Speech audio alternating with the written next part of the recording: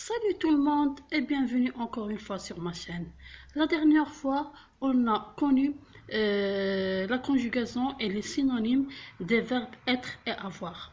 Aujourd'hui, on va connaître la différence entre ces deux verbes. Une petite phrase comme exemple, j'ai une voiture, la voiture est rouge. Pour bien connaître la différence entre ces deux verbes, on va commencer par ce petit exercice. Je remplace les points ou le vide, je remplis le vide par le présent du verbe avoir ou être. Tu, une maison agréable. Elle, près de la rivière. Elle, ensoleillée. Ses fenêtres larges et elle, des rideaux blancs. Vous, un grand jardin et les arbres couverts de fruits. Dans la première phrase, comme vous voyez, tu, une maison agréable. Donc, est-ce que on va utiliser avoir ou être?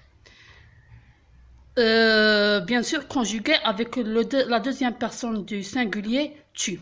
Donc, soit on met tu as, soit tu es. Donc, une maison agréable, ça veut dire quoi?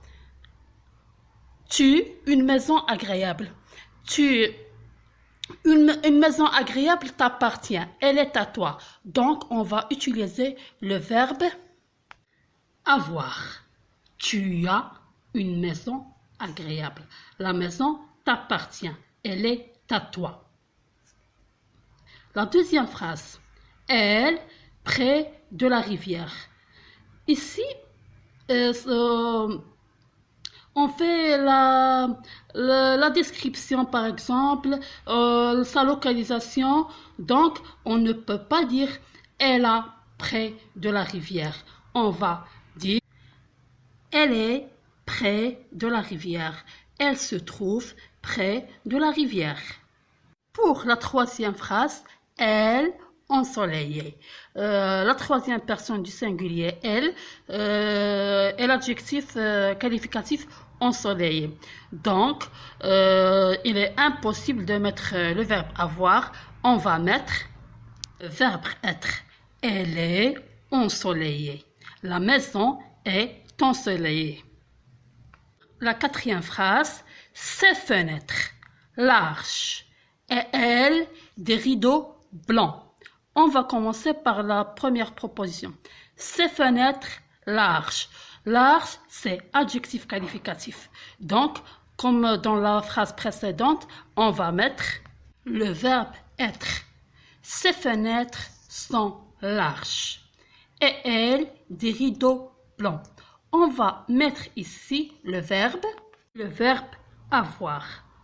Elles ont des rideaux blancs. Ces fenêtres sont larges et elles ont des rideaux blancs. Dans la première proposition, on a décrit les fenêtres. Ça veut dire elles sont larges. Et dans la deuxième, les rideaux appartiennent aux fenêtres. Et pour la dernière phrase, vous, un grand jardin et les arbres couverts de fruits. Donc, pour la première proposition, on ne va pas dire vous êtes un grand jardin. Vous avez un grand jardin. Le jardin vous appartient. Et les arbres couverts de fruits. On va décrire ici les arbres. Et les arbres sont couverts de fruits. Donc, vous avez un grand jardin et les arbres sont couverts de fruits. Pour bien apprendre à parler couramment notre belle langue française, je vais répéter les petites phrases. Tu as une maison agréable. Elle est près de la rivière. Elle est ensoleillée. Ses fenêtres sont larges et elles ont des rideaux blancs. Vous avez un grand jardin et les arbres sont couverts de fruits. Et pour finir notre leçon, je vais vous donner d'autres exemples avec les verbes avoir et être conjugués dans les autres temps. Par exemple, ces 4 petites phrases.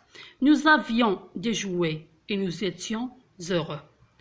J'aurai une voiture et je serai content.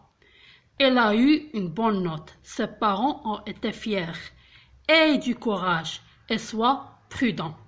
À la fin de notre leçon, n'oubliez pas de partager et de vous abonner si vous ne le faites pas encore.